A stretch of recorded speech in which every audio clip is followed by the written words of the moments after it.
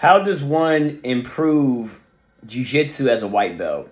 Now, I have it written down. Let me get to the point. There's 7 elements to improving your jiu-jitsu game. You have number 1, opening; 2, strategy; 3, tactics; 4, endgames; 5, attacks; 6, film study; and 7, miscellaneous things. Now, the thing that you need to understand that we're going to let me give a preface first, because I'm moving fast. I'm used to having a minute to talk about this stuff. So someone asked me the question of how to improve. I get this question all the time. They don't know what to do. They don't know how to start it. They don't know where to go. They just know that they're training and they're getting submitted a lot. Well, as a chess player, the things that I just laid out are chess concepts, but while trying to improve my chess, I've realized that these also can be applied to jiu-jitsu, and so I guess I should probably make a system for white belts to be able to improve themselves. So let me repeat this again. I'm going to go slower this time. So you have your opening moves. As a white belt, you need to understand that there's opening moves. You can't just blindly just go into things.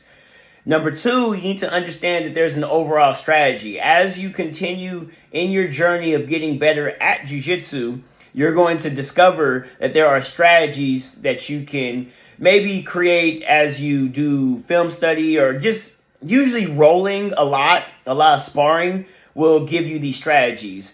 And tactics, which is number 3. So strategy and tactics, I would say you could develop that just by simply just going on the mat and competing and rolling a lot more with your training partners. Endgames is something else. Attacks is something else. Film study is self-explanatory. I was going to call it master games, but I'm going to say film study. And 7 is miscellaneous, which could be weightlifting, just cross-training. Maybe you do boxing. I count that as an element to improving your jiu-jitsu. But as a white belt, what do you need to understand first? We're going to start off with number 1, the opening. In the opening, there are only 2 ways. Well, first off, what is an opening? I mean, for people, I might have little kids watching. That's why I'm going to the bare bones basics. Your opening move is usually when people start doing jiu-jitsu or they start rolling and sparring, they literally say, I don't know what to do. Like, what do I do? You get what I'm saying? So you need to understand that there are 2 types of opening moves that you can do, okay? And this is what I want you to understand first as a white belt that's trying to improve your game. The opening things that you can do is one or the other. You're either going to pull guard or you're going to wrestle. That's it. Pull guard or wrestling. Now, keep in mind, in jiu-jitsu, there's 3 elements. There's a wrestling game, there's a bottom game, and there's a top game, okay? Wrestling, of course, when you guys are standing fully erected up and you guys are trying to wrestle each other on the ground, there's a whole plethora of stuff that you have to learn to do that. But I top in the bottom game. Let me just go in chronological order, then I'm going to explain it more. The bottom game is guard playing. You have closed guard, you have half guard, you have open guard. So you have that. And then the top game is guard passing, okay? Now, in the opening, I said you only have 2. I said you have guard passing. No. You have guard play, which is the bottom position, or you have wrestling. Now, I grouped together the guard passing, the top position, with the wrestling, because these are the opening moves. Someone's going to be on top and someone's going to be on bottom. It's there you go. If you're a type of person where you don't feel like wrestling, you start off on your butt. It's an opening move, and you need to learn the nuances of closed guard. You need to understand what half guard is. You need to understand what open guard is. This is if you're on your butt and someone's on top of you. If you are on top of somebody, right? Let's say you're a type of person, you're like, I don't want to be on my back. When the roll starts, trust me, just listen to what I'm saying. When the roll starts, stand up. Stand up. Most people do not in jiu-jitsu, they don't want to wrestle. So they're gonna take the seated position. You will have some people that are going to stand up with you, and there you go. Now you're wrestling. That's your opening move. They want to stand up too. You guys are wrestling. Now, if you have a bunch of people that's inside of the room and you cannot do all this extravagant wrestling, then stand up on a knee. Be on a knee. And if that person gets on their knee as well, you guys are about to wrestle for this position. Now, if they sit on their butt while you're on the knee on a knee or standing, they have elected now you're playing top game. This is the opening game you need to understand. So now that you're on top of them, you need to do guard passing. So that's the opening move. Someone's either going to be on their butt and someone's going to be standing or on a knee and they're going to be trying to guard pass. That is the opening move for jiu-jitsu.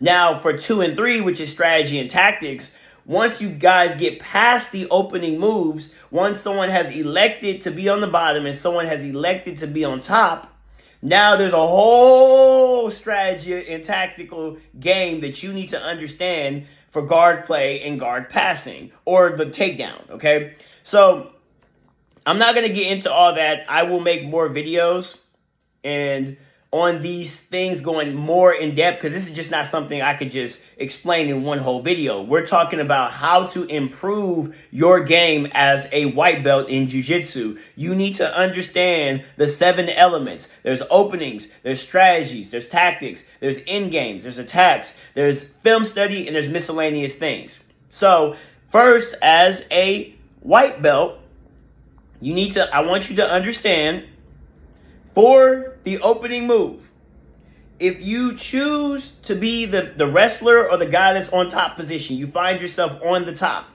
I need you to begin practicing getting to the mount position or getting to their back. That is what you should be doing. You should be practicing. You should ask yourself, especially as a white belt, can I get myself to the mounted position and how long can I stay in that mounted position? Okay? As far as the bottom player, you need to learn how to reverse the position. How do you do sweeps? Okay? How do you escape out? There's a lot. Guard play is a very intricate system to explain. But first off, I just want you guys to understand that first. What is the opening move that you're going? This is probably going to have to be a series, because this is a very complicated question. But you need to understand you can't just blindly go and spar with somebody. This is probably why you're getting submitted. You need to think, what is my opening move when I start? And then here's another tip on how to improve your game. In number 5, I called it attacks. In number 4, I said end games. Number 4 for end games is the pins. After you pass their guard and you're in mount, what can you do? How do you hold this position? Because there's some people who go to competitions and they win by points. This is basically the pin system. You have side control. You have north-south.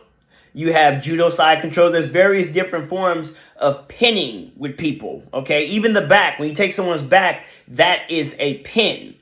So you need to be able to hold these positions, okay? And then you have number 5, which is attacks. There's 6 families of submissions.